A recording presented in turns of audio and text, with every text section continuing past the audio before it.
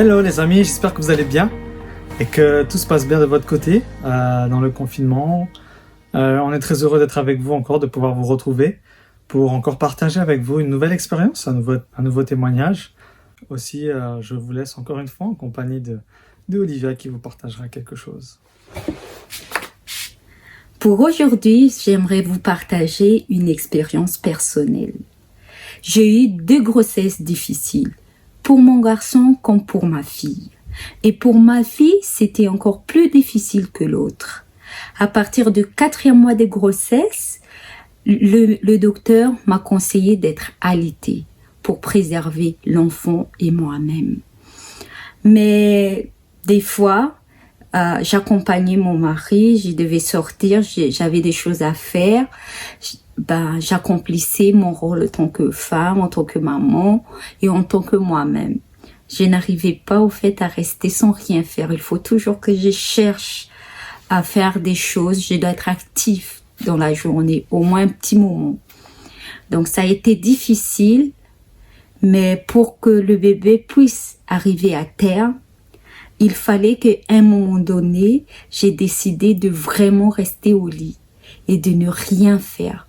Même pour aller en voiture, j'ai évité. Même le sabbat, il y avait des moments où mon mari était obligé d'aller à l'église tout seul parce que j'évitais la route trop longue pour préserver le bébé, car j'ai enfin décidé d'écouter les conseils du docteur. Et quand le jour J arrivait à l'hôpital, j'étais là-bas depuis le matin à 10h. Et ma petite fille Samantha, notre petite fille était arrivée à minuit 15. Et ça a été encore un défi pendant tout le long du voyage. Mais quand elle était arrivée, c'était là la délivrance. Voir la petite dans mes bras, cette délivrance, cet soulagement, cette joie est incomparable au sacrifice et aux défis pendant ces quelques mois de grossesse. Pourquoi vous raconter cet épisode de ma vie? Juste pour nous introduire pour notre thème d'aujourd'hui. Ce sera quand le temps de délivrance? Depuis ce confinement, ce virus a chamboulé pas mal de vies. Il y a certaines qui ont dû travailler plus qu'avant.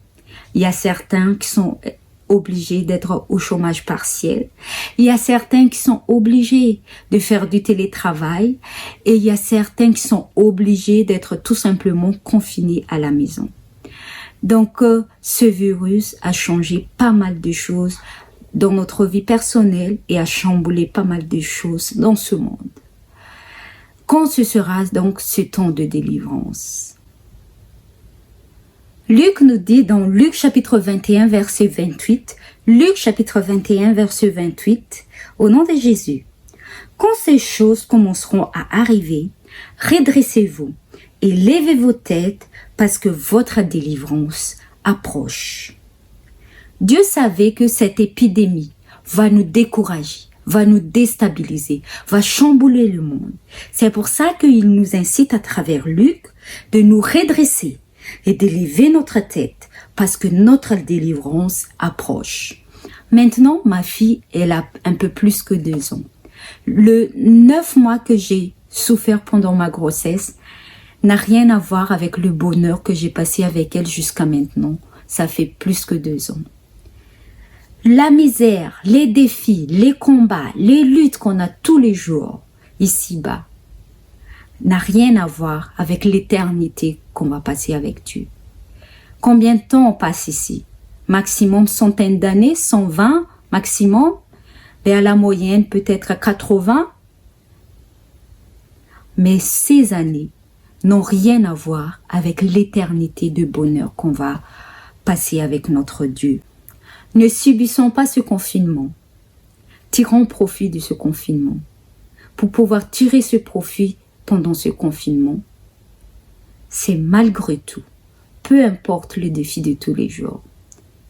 N'oublions pas de nous redresser, de lever notre tête vers Dieu, de garder les yeux fixés vers Jésus. Comme ça, nous ne pouvons pas nous éloigner de cette but finale.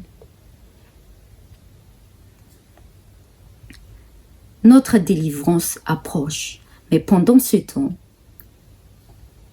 nous devons toujours nous redresser face aux défis de tous les jours, face à ce virus. Nous devons lever nos têtes vers Jésus, vers Dieu, pour que nous puissions pas nous décourager et nous déstabiliser par ces maux, par ces maladies, par cette épidémie, mais que nous puissions garder nos yeux fixés sur cette délivrance qui est très proche. Ma prière pour nous aujourd'hui, chers amis, c'est que nous puissions nous laisser guider par le Saint-Esprit, afin que le Saint-Esprit puisse nous donner la force, le courage et tout ce dont on a besoin, afin que nous soyons prêts, car notre délivrance approche. Que Dieu nous bénisse tous. Amen. Sois confiant qu'un jour viendra où toutes ces choses auront disparu.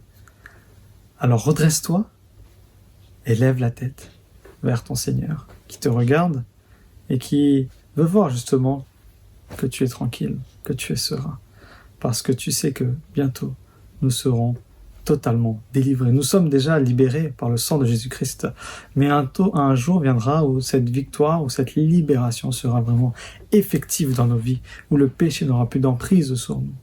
Que nous puissions être dans cette dynamique et rester dans cette espérance qu'un jour, toutes ces choses s'arrêteront définitivement. Merci de ton écoute, merci de ta fidélité. Je te donne rendez-vous demain pour une nouvelle vidéo.